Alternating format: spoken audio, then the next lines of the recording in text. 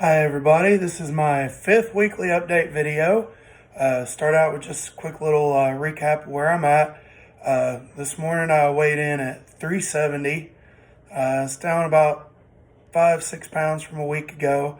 Did about a 2-day and a few hour fast in the middle of the week this week, along with my normal 20-hour fast a couple days. Saw the scale get as low as 365.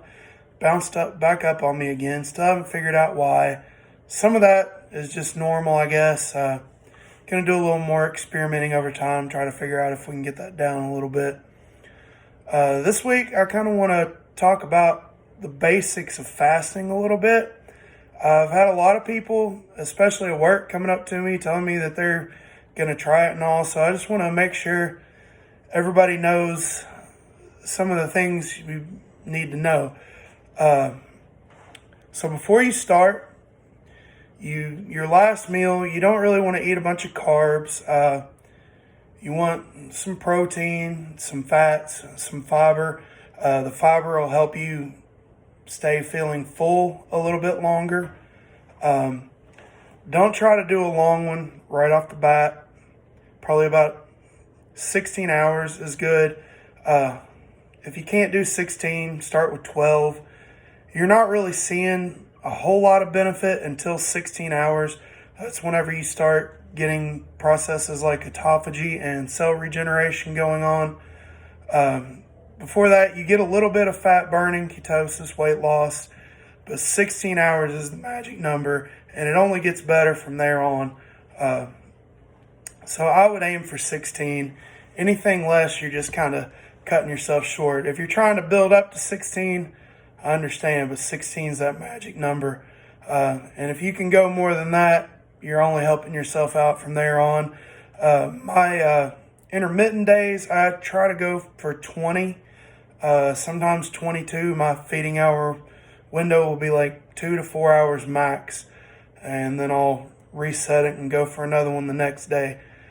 As far as what you need to take, what you can and can't have, I worry more about my electrolytes than anything.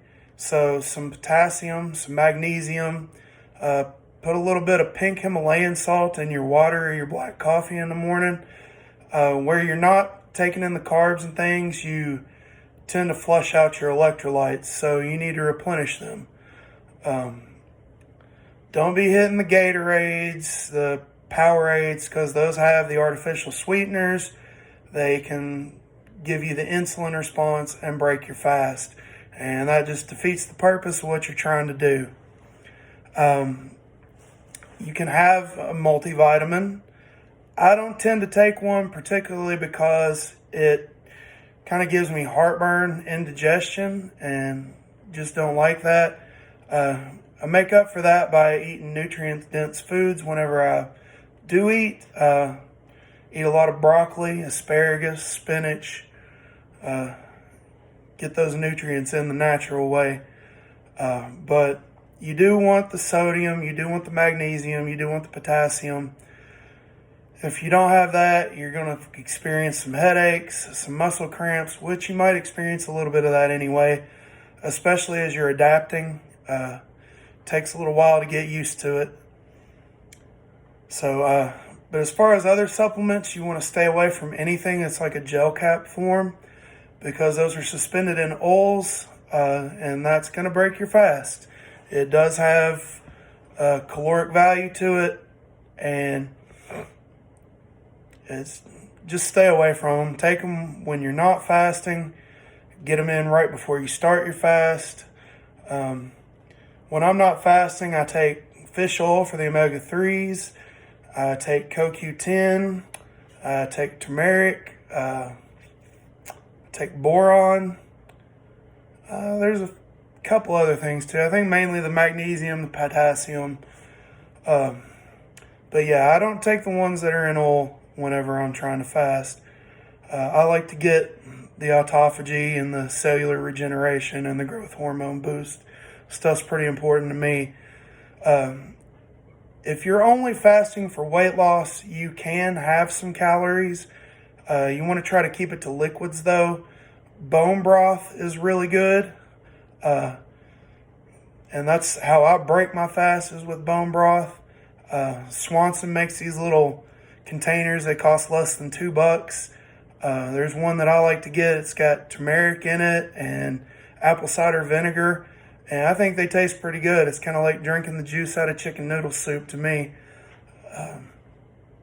But that's what I break my fast with. Helps reset your stomach lining when you're coming off your fast. And then about an hour after that, I'll have whatever I want to eat.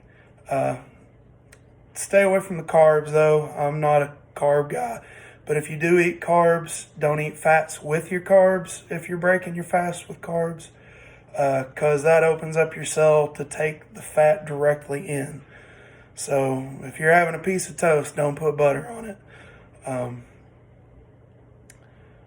But you can, if you're only wanting the weight loss benefits, it's all right to have maybe a little cream in your coffee, the bone broth.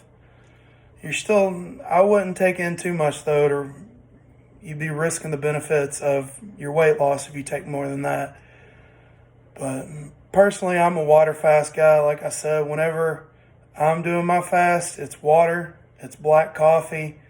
Before I go to the gym, I do put a couple things in my black coffee. L-carnitine, citrulline malate, beta-alanine. Those are things that are in pre-workout, other than the artificial sweeteners and the branched chain amino acids, because those create an insulin response and break your fast. But those other ingredients, there's videos that I can lead you to that tells you exactly what they do. But I know they help give me a good pump and a good workout. And the apple cider vinegar helps accelerate the fat loss. And yes, it does taste disgusting, but I take it down because it's very beneficial, and I'm here for the results. So I'm going to post a link to a Thomas DeLauer video in the comments. It's his introductory guide to intermittent fasting. It's about 25 minutes long, but he's a very thorough guy. That's my source for most of my information about keto and fasting. I don't agree with 100% of everything he tells you, but for the most part, he's pretty spot on. There's other good resources like Dr. Jason Fung. He's the guy who kind of got the ball rolling, making fasting really popular. He's a nephrologist, and he was studying it for diabetes, for helping people with diabetes, which it does a whole lot for that. People have actually come off all their insulin and everything through fasting. So like I said, I'll post that Thomas DeLauer video in the comments, and I'll see you guys next week.